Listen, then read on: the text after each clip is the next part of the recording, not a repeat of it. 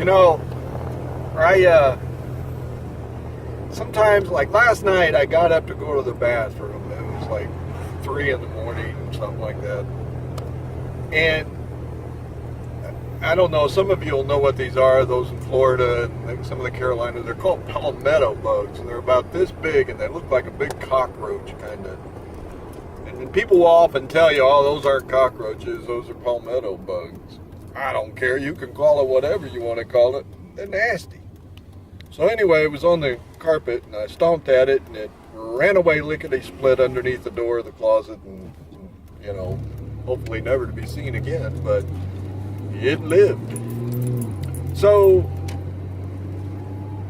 today I'm confronted with my own sins. And, you know, we don't have, there's sins that we practice, or sin that we follow with a capital S, and then there's these sins that so easily beset us. They're like cockroaches. You don't practice living, and I'm trying to put this in words, in other words, you know, with a little analogy or something.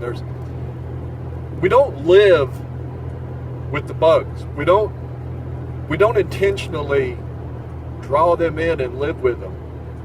That's practicing sin. We don't live because of the bugs.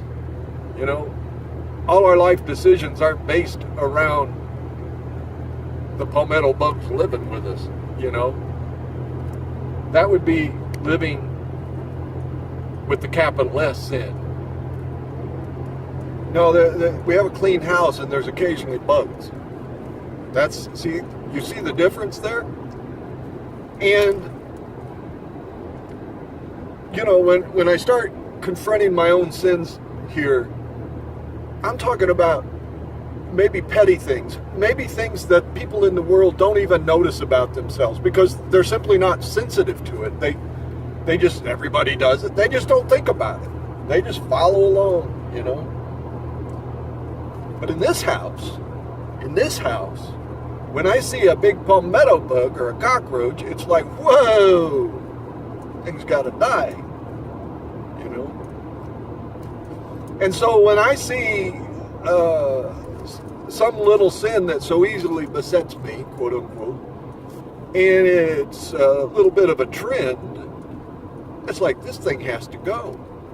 God shines his flashlight, the flashlight of his spirit on it, and said, look here what you got. Oh, it's a big palmetto bug. It's got to go. And so then you can pray and ask God, say, look, Lord. And, you know, when the Lord teaches us to pray, like in the Lord's Prayer, he just tells us very simply, you know, just ask the Father what you need. Just tell him. And that whole prayer isn't about something we should just repeat over and over and over again, or, you know, it's a structure, it's a basis for prayer. And basically what it is you're just asking him for your needs, and you're just talking to him. You know, you're not making a bunch of holy falutin words, you're just speaking to him because you have a relationship with him. He knows in your heart what's going on, you know, and you're just telling him. You're bringing these things out into this realm so that they can be identified and exhibited and dealt with. So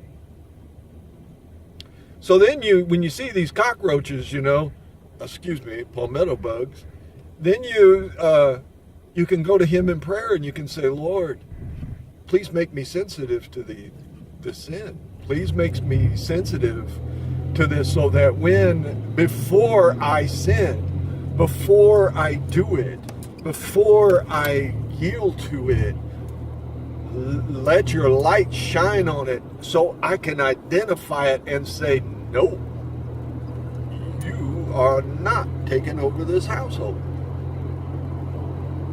You see, because we're Christians, we can do that. We have that ability. People that aren't Christians, they can change their behavior, but the root of the behavior still exists inside of them. That's only severed, you know, in renewing and having a new spirit. That's only severed in putting Adam to death or in yourself, you know, saying no to Adam and yes to Christ. You have a new nature then. You're coming at things from a whole different perspective. You're coming at things from life and not from death. So anyway, that's another thing. But so, today I'm confronted with palmetto bugs in my own life. And, you just got to say no. And so maybe you get the palmetto bug. Maybe next week it'll be a garden snake, or maybe it'll be mosquitoes, or whatever it is.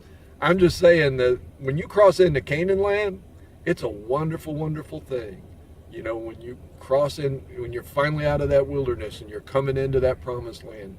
But don't you for a minute think that there still aren't battles to battle, that there still aren't things to fight inside your heart, because there's still an enemy there that you have to usurp and subdue.